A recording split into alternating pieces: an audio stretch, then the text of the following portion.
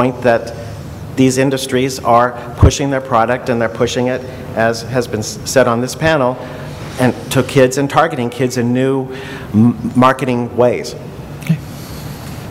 If you want to put the responsibility on parents, why isn't the marketing directed to parents? If you want to say that children play no role in their food consumption, then to me, the problem that parents face is that it's not a level playing field. The average California parent is up against $1 billion marketing enterprise, and the parent needs help.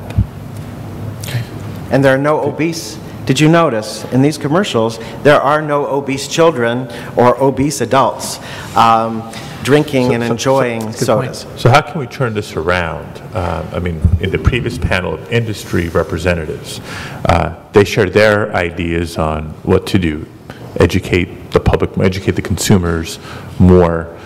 They shared one strategy that is in the process, I guess, of being deployed, labeling on the cans themselves. But for all the talk about educating the public, educating parents, as you just mentioned, et cetera, since you are all sort of the marketing, advertising experts, that's this panel here, can advertising marketing be used as a tool in that educational endeavor, since that seems to be something the industry is talking about committing to?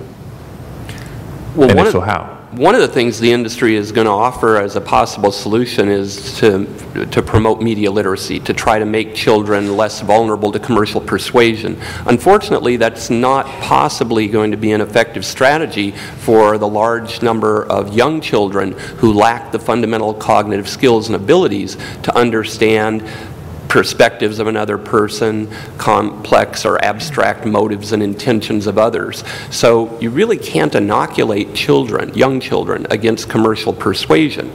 You've got your eye on the correct prize. The correct prize is to reduce consumption of sugared beverages and heavily sugared products.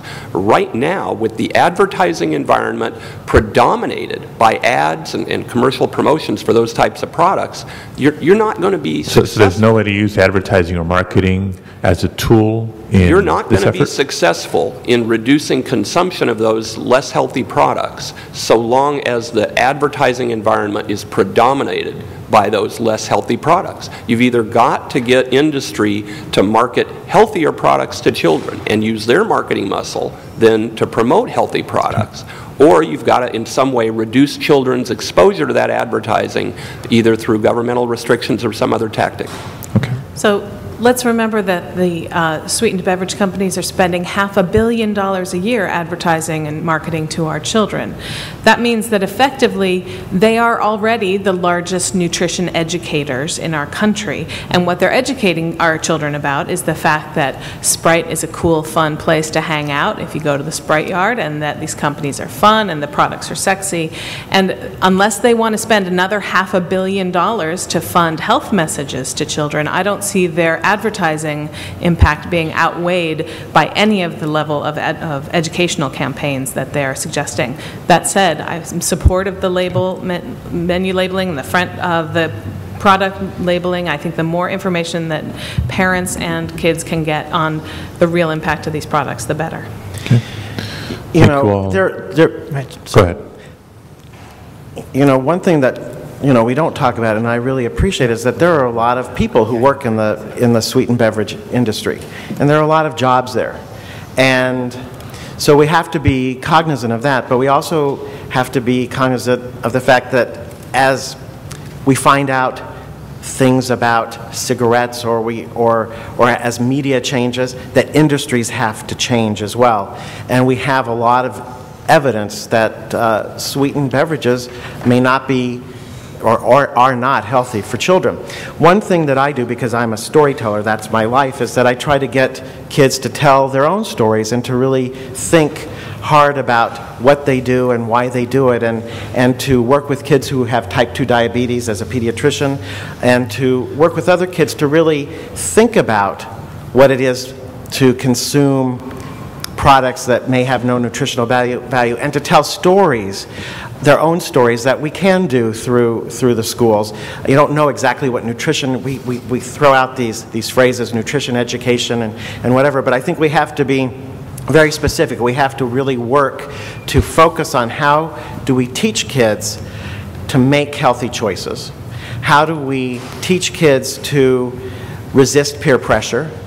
How do we provide better physical education programs, particularly for young adolescent girls, because we know that girls who are obese menstruate earlier and are at higher risk for teen pregnancy and for breast cancer as well. And there's a correlation between obesity and cancers as well.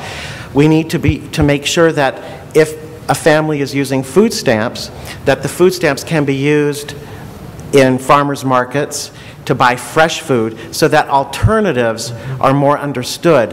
I read recently that a large number of Californians who are eligible for food stamps aren't partaking in them. And we can make policies in all these different ways that address childhood obesity, and we can have a soda tax, as Dr. Brunel showed in his New England Journal of Medicine article, that can not only support what the state has lost financially, and I can attest to that at the Venice Family Clinic, where we see we've had an increase in the number of people who are coming to the free clinic, and it does reduce childhood obesity with the tax. Okay. Thank you all very much. Not to cut this short, but we do want to hear from industry on this topic as well. Will Jim McGreevy and Danielle Greenberg, Dr. Greenberg, please come forward. And just to sort of acknowledge the time here, we're a few minutes before 2 o'clock. I want to hear from this panel. The final panel after this industry panel is speaking to the cost of the obesity epidemic in California. I think there are facts and figures that a lot of us have seen and heard already. We're going to try to truncate that. I'll apologize to the panelists, but we'll truncate that to about 10-15 minutes at the end at most, so folks can go on their way and some of us can catch our flights. Go ahead. Thank you, Chair Padilla and Senator Flores. My name is Jim McGreevy from the American Beverage Association. We appreciate the opportunity to speak to you today. I had a few introductory remarks, but since we're running low on time, I'll just cut right to the chase on some comments regarding marketing. Regarding marketing, the beverage industry is proud of our global marketing guidelines implemented in 2007 and 2008, a copy of which is in your materials that you received earlier. These guidelines apply to all of our non-alcoholic beverages other than water, juices, and dietary-based and dairy-based beverages. Our commitment is not to advertise or market other beverages to audiences primarily comprised of, which is 50% or more, of children under the age of 12. This advertising and marketing applies to the following media: television, radio, print, internet, phone messaging, and cinema, including product placement. It is the first industry-specific global marketing standard of its kind. Part of our commitment under the terms of the global guidelines is to report on its implementation. I understand that an independent third party, the Accenture company, will publish within the next few days a report on how our implementation is going through the first year, which will show great success. We will provide the committee that report here just in a few days.